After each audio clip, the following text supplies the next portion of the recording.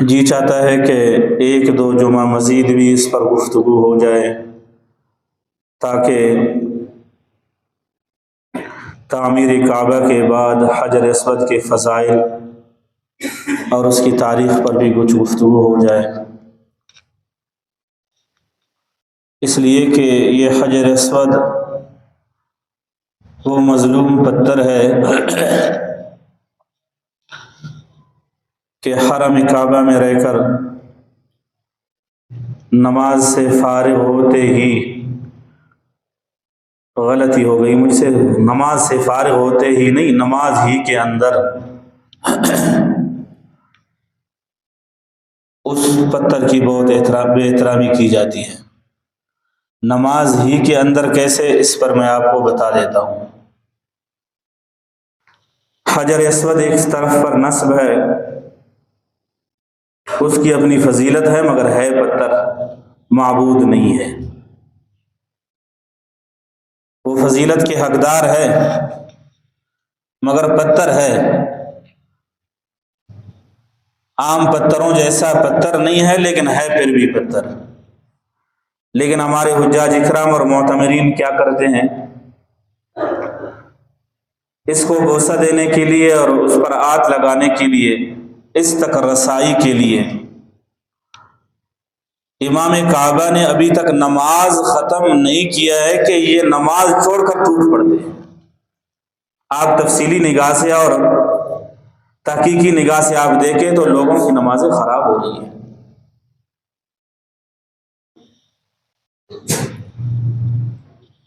ایک تو یہ ہے کہ نماز ہی کے اندر باغ دوڑ شروع ہو گیا، یہ ایک نیا فتنہ ہے۔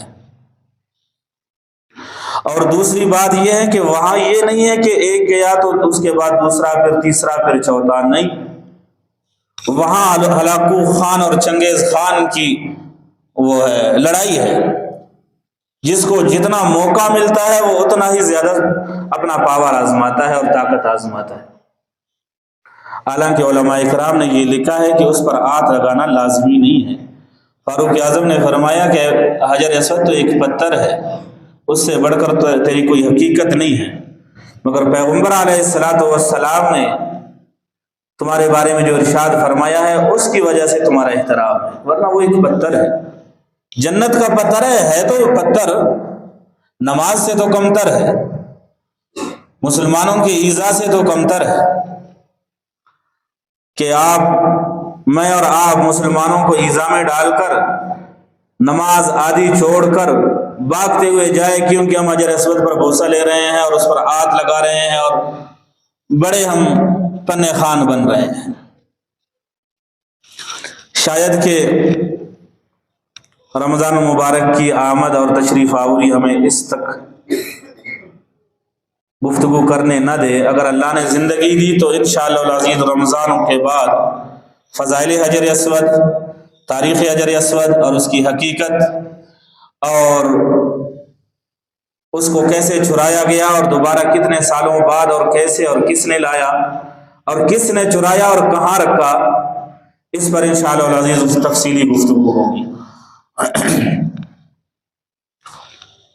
پیغمبر علیہ السلام کی عمر مبارک جب 35 سال ہو گئی تو اس وقت قریش نے کعبۃ اللہ کی تعمیر کی۔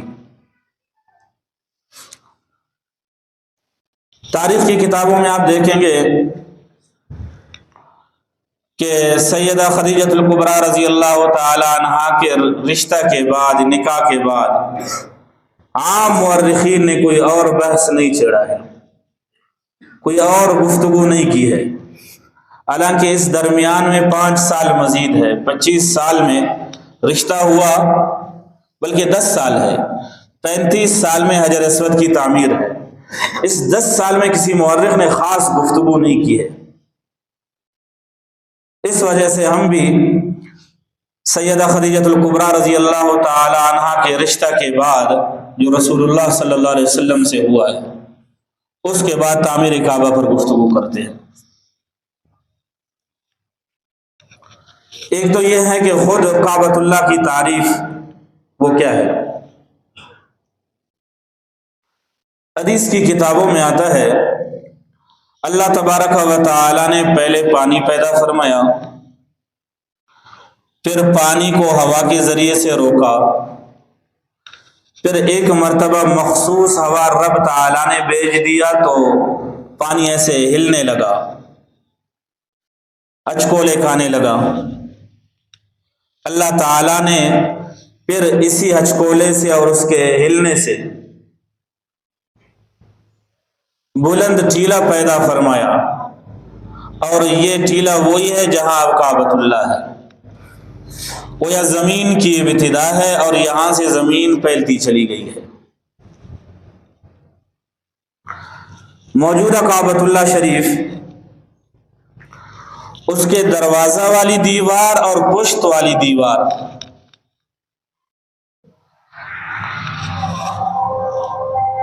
یہ 42 فٹ ایسے لمبے ہیں۔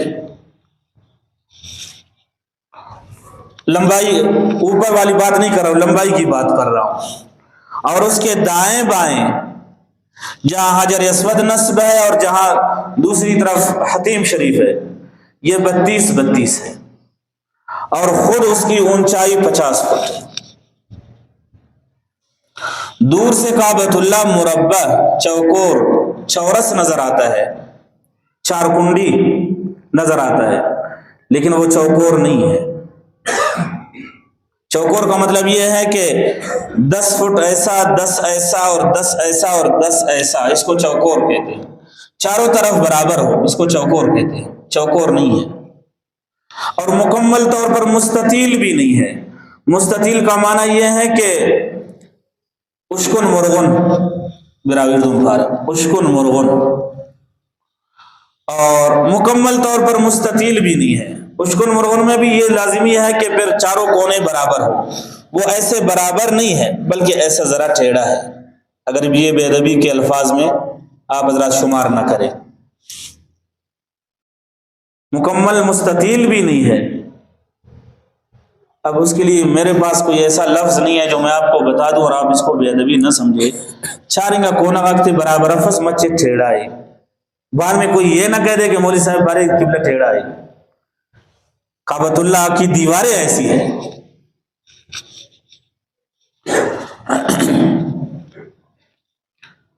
یہ اس کی تعمیراتی تعارف ہے، اور اس میں پھر کیا استعمال ہوا ہے، کتنی اخذ رد خشتنا خلو کے اور انتق خلو کے، یہ تعمیر کعبہ پر جب ہم گفتگو کریں گے پھر اس پر انشاءاللہ العزیز تفصیلی گفتگو ہوگی۔ اب تو صرف ہم اس بات کے لیے تمہید بنا رہے ہیں کہ رسول اللہ صلی اللہ علیہ وسلم کی عمر مبارک جب 35 سال کو ہوئی تو قریش نے کعبۃ اللہ کی تعمیر کی، اس کے لیے میں تمہید باندھ رہا ہوں۔ یہ ہو گیا اس کا تعارف۔ اب اس کی فضیلت حدیث کی کتابوں میں آتا ہے، پیغمبر علیہ الصلوۃ والسلام فرماتے ہیں جو آدمی کعبۃ اللہ شریف کی زیارت کرے اس حال میں کہ وہ کسی سے نہ جھگڑے، کسی سے بد زبانی نہ کرے، فتنہ و فساد نہ پھیلائے، واپسی پر ایسا ہوگا ولدت ہو امہ، قیوم ولدت ہو امہ، ایسا ہے جیسا کہ وہ آج دنیا میں پیدا ہو گیا ہے۔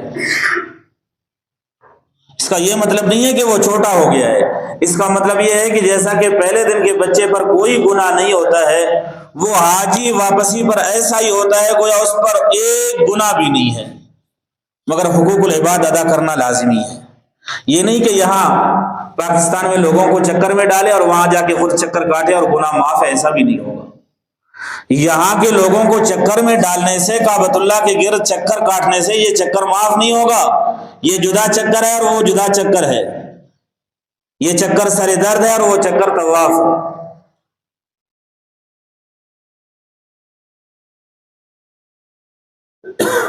بالکل گناہ اس کے معاف ہو جائیں گے، تمام گناہ معاف ہو جائیں گے۔ اسی وجہ سے حضرت شیخ الحدیث رحمہ اللہ فرماتے ہیں یہ بامشقت سفر ہے، اس میں تمام گناہ معاف ہوتے ہیں۔ قیوم ولدت ہو امہ، ایسا ہے جیسا کہ پہلا دن ہے اس کی پیدائش کا۔ اس وجہ سے اس سفر میں شیطان زیادہ کوشش کرتا ہے کہ ساتھی آپس میں لڑ پڑے، ناراض ہو جائیں، ایک دوسرے کی شکایت کرے۔ آپ تجربہ کے طور پر دیکھیں، اب جو حجاج کرام جائیں گے اور واپس آئیں گے تعریف کم، شکایتیں زیادہ کریں گے، اور کچھ شکایت نہ کرے، اتنی شکایت تو ضرور کریں گے کہ میں تو خود طواف کر رہا تھا اور ہمارے ساتھی بالکل ہوٹل میں بیٹھے ہوئے تھے، ان کو تو جماعت کا اہتمام بھی نہیں تھا، کیونکہ شیطان کہاں برداشت کرتا ہے کہ یہ ایسا ہو جیسا کہ بالکل اس نے گناہ نہیں کیا ہے، گناہ لازمی کراتا ہے۔ اس وجہ سے علماء کرام فرماتے ہیں جو حجاج کرام ہوتے ہیں وہ جاتے ہیں، واپسی پر بہت احتیاط کریں، کیونکہ اس کے تمام گناہ دھل گئے ہیں، اب وہ شیطان کو موقع نہ دے۔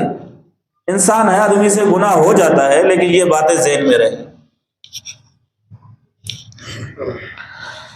ایک حدیث میں پیغمبر علیہ السلام فرماتے ہیں کعبۃ اللہ شریف پر رب تعالیٰ کی جانب سے 24 گھنٹہ میں 120 رحمتیں برستی ہیں، 120 رحمتیں، ان میں سے 60 طواف کرنے والوں کا ہے، 40 یعنی 60 رحمتیں طواف کرنے والوں پر برستی ہے، 40 نماز پڑھنے والوں پر برستی ہے، 100 ہو گیا۔ باقی جو 20 ہے وہ 20 صرف اس آدمی کے لیے ہے جو ٹکٹکی باندھ کر کعبۃ اللہ کو دیکھتا ہے۔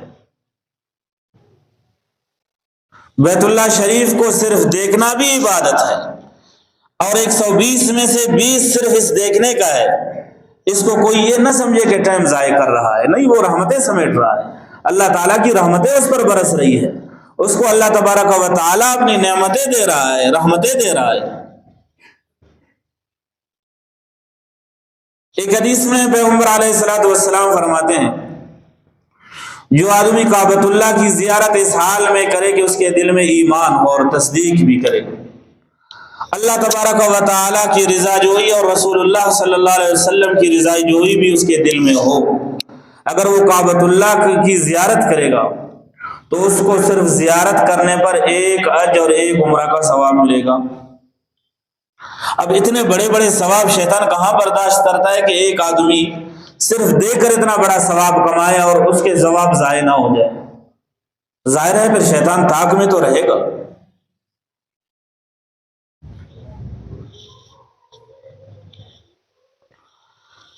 ایک حدیث میں پیغمبر علیہ السلام فرماتے ہیں جو کعبۃ اللہ پر نظر ڈالتا ہے، ٹکٹکی باندھ کر کعبۃ اللہ کو دیکھتا ہے، اس کو 1 سال کا اجر و ثواب ملتا ہے، صرف دیکھنے سے اجر و ثواب ملتا ہے، بڑی بات ہے۔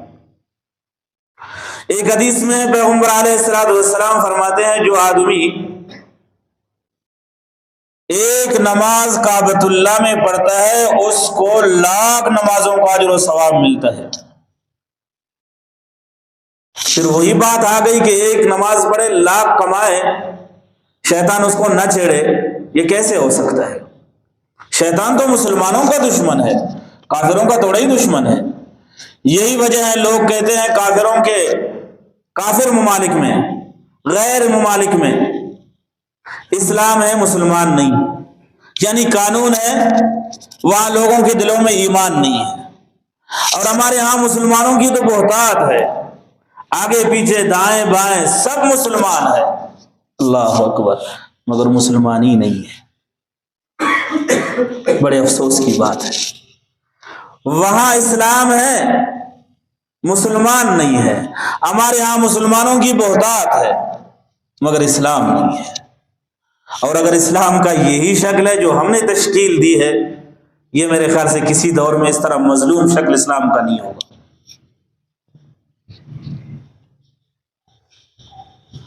کل ایک بندے سے ملاقات ہوئی جو نیو یارک میں کاروبار کرتا ہے، وہ اور اس کا بھائی۔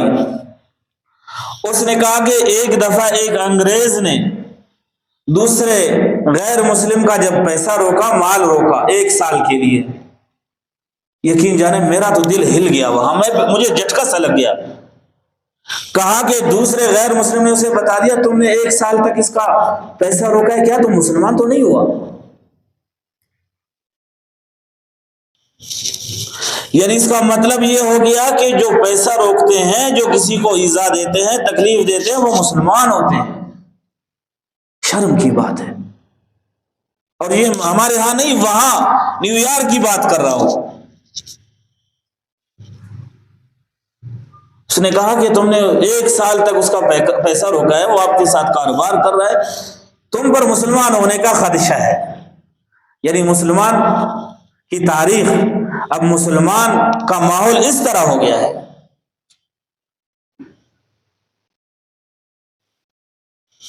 وہ تو خیر سارا داستان سنا رہا تھا، وہ ساری داستان تو میں نہیں سناؤں گا کیونکہ ہمارا موضوع تو وہ نہیں ہے، لیکن بہرحال مسلمان ضرور ہے مگر اسلام ہمارے ہاں بالکل مظلوم ہے۔ مسلمان بہت ہے، اسلام کہیں کہیں نظر آتا ہے۔ پیغمبر علیہ السلام نے فرمایا کہ کعبۃ اللہ میں 1 مرتبہ نماز پڑھنا 1,00,000 نمازوں کا اجر و ثواب رکھتا ہے۔ حدیث کی کتابوں میں آتا ہے سیدنا آدم علیہ نبینا علیہ الصلوۃ والتسلیم نے ایک دفعہ اس کی ملاقات فرشتوں سے ہو گئی، فرشتوں نے کہا کہ کہاں سے آ رہے ہو؟ استقبال کیا فرشتوں نے ان کا، کہاں سے آ رہے ہو؟ سیدنا آدم علیہ السلام نے فرمایا کعبۃ اللہ سے آ رہا ہوں، طواف کر کے آ رہا ہوں۔ فرشتوں نے عرض کیا آدم ہم نے 2000 سال پہلے اس کا طواف کیا ہے۔ سیدنا آدم علیہ السلام نے فرمایا پھر طواف کے دوران تم کیا دعا پڑھتے تھے؟ فرشتوں نے عرض کیا آدم ہم پڑھتے تھے سبحان اللہ والحمد للہ۔ جو اب عمرہ کے لیے تیار ہے وہ یہ دعا یاد رکھے، اب یاد نہ ہو تو بعد میں مجھ سے لکھوا بھی سکتا ہے۔ سبحان اللہ والحمد للہ ولا الہ الا اللہ واللہ اکبر۔ طواف کرتے تھے اور یہی دعا پڑھتے چلے جاتے تھے۔ حدیث کی کتابوں میں آتا ہے سیدنا آدم علیہ السلام نے یہ دعا ان سے سیکھی۔ اور یہ بھی ذہن میں رہے کہ جب تک کائنات ہے کعبۃ اللہ ہے، اور اللہ تبارک و تعالیٰ کا جب یہ ارادہ اور منشا یہ ہوگا کہ دنیا کو ختم کر دوں گا تو پھر کعبۃ اللہ اس سے پہلے ختم ہوگا۔ جب کعبۃ اللہ نہیں رہے گا تو پھر دنیا بھی نہیں رہے گی۔ حدیث کی کتابوں میں آتا ہے پیغمبر علیہ السلام فرماتے ہیں ایک چھوٹی پنڈلیوں والا، ٹھیڑی انگلیوں والا گنجا آدمی میں دیکھ رہا ہوں جو کعبۃ اللہ کی اینٹ کو جدا کر رہا ہے۔ وہ فسادی ہوگا، کعبۃ اللہ کو وہ شہید کرے گا، پھر اس کے بعد دنیا بھی نہیں رہے گی۔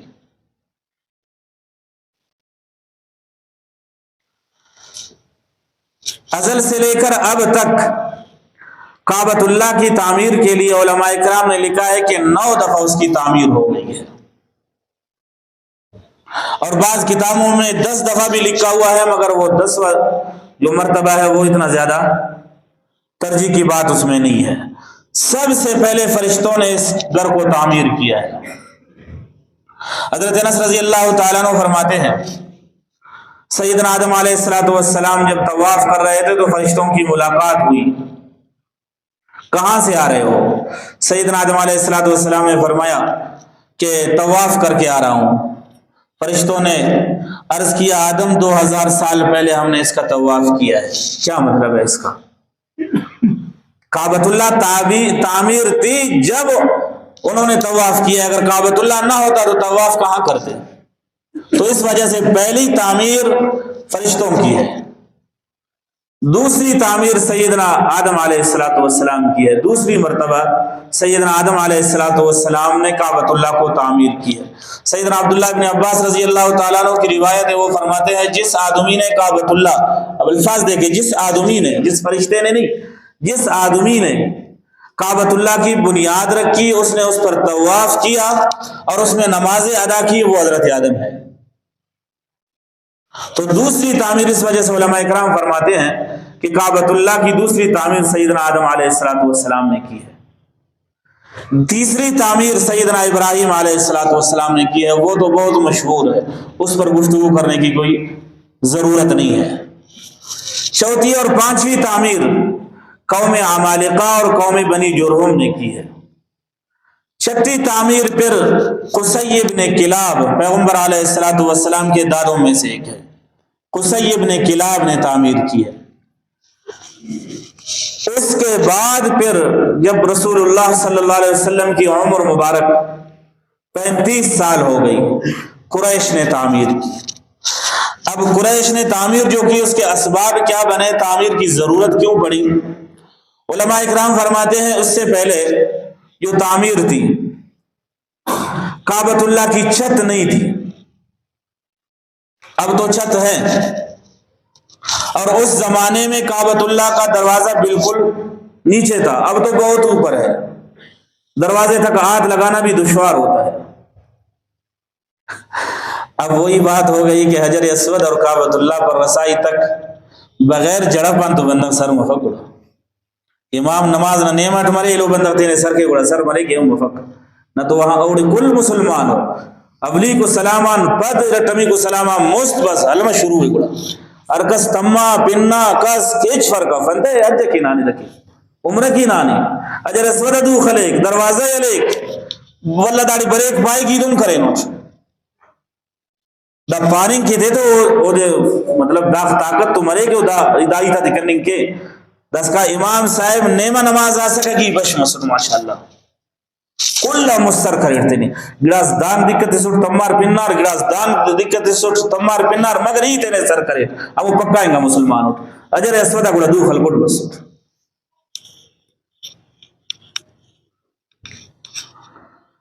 انا للہ و انا الیہ راجعون۔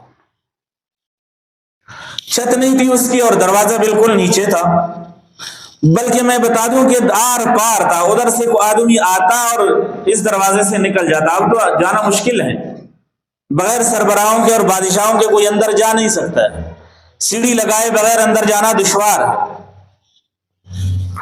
اور دوسری بات یہ ہے کہ کعبۃ اللہ ایک ایسی جگہ پر تھی کہ وہاں پانی کا سیلاب آتا، پانی آتا تو پھر یہ پانی جمع ہو کر سیلاب کی شکل میں کعبۃ اللہ کے اندر آ جاتا، دیواروں کو شگاف پڑتا، نقصان ہوتا۔ اور جب پیغمبر علیہ السلام کی عمر مبارک 35 سال کو ہوئی، اس قریب میں ایک عورت نے کعبۃ اللہ کو خوشبو دینے کی کوشش کی، بخور کی خوشبو دینے کی کوشش کی، دونی دینے کی کوشش کی۔ اب یہ بھی سمجھانے کی بات ہے کہ انہوں نے گویا آگ جلائی، کوئلہ بنایا، پھر اس پر بخور ڈالا اور اس سے دھواں نکلنا شروع ہو گیا، اور اس نے کوشش کی کہ یہ دھواں اور خوشبو کعبۃ اللہ پر پہنچ جائے۔ اتفاق کی بات ہے کہ ایک شرارہ اٹھا اور کعبۃ اللہ کے غلاف پر پڑ گیا اور کعبۃ اللہ کے غلاف جل گیا، اور اتنا نقصان ہو گیا اس جلنے سے کہ کعبۃ اللہ کی دیواروں میں شگاف پڑ گیا، دراریں پڑ گئی۔ ایک سبب یہ بھی تعمیر کی ہے، اور دوسرا سبب یہ ہے کہ کعبۃ اللہ میں ایک سائڈ پر ایک کڈا یا کنواں آپ سمجھے وہ تھا، لوگ کعبۃ اللہ کی امانتیں اسی میں ڈالتے تھے، یعنی سونا چاندی اور خوشبو، مگر کسی چور نے موقع پایا اس کنویں سے یہ سامان چرانے کی کوشش کی، مگر وہ اللہ کا گھر ہے، خیر اللہ کا گھر تو یہ بھی ہے، مگر وہاں کہتے ہیں کہ وہاں اللہ نظر آتا ہے، اور حقیقت میں نظر تو نہیں آتا ہے لیکن محسوس ایسا ہوتا ہے کہ میں رب کو دیکھ رہا ہوں۔ وہاں کا چور پھر نہیں بچا، یہاں کے چور تو قرآن پاک کو رکھ کر اگر اس کو موقع نہ ملے یہ گڑی اٹھا لیتے ہیں اور اسے بتا رہے بھائی یہ اللہ کے گھر کی گڑی ہے، دے دے، کہتا ہے وہ تو اللہ کی گھر کے تمہارا تو نہیں ہے نا، میں اللہ سے چوری کر رہا ہوں، وہ نہیں مارتا تو تم کیوں روکتے ہو؟ پھر اللہ تبارک و تعالیٰ نے اس کی حفاظت کے لیے ایک بہت بڑا ایریا بھیج دیا جو اس کنویں کے منڈیر پر ہوتا تھا رات کو، اور دن کو پھر کعبۃ اللہ کی دیواروں پر ہوتی تھی۔ اب دراریں بھی پڑ گئی ہے، شگاف بھی پڑ گیا ہے، اور تعمیر کی بھی ضرورت ہے، کیسے کرے؟ پھر رب تعالیٰ نے کوئی پرندہ بھیج دیا اور اسباب پیدا ہو گئے۔ رسول اللہ کی عمر مبارک 35 سال کو تھی کہ کعبۃ اللہ کی تعمیر ہو گئی۔ باقی باتیں آئندہ جمعہ انشاءاللہ العزیز اللہ تبارک و تعالیٰ سمجھنے کی توفیق نصیب فرما دے۔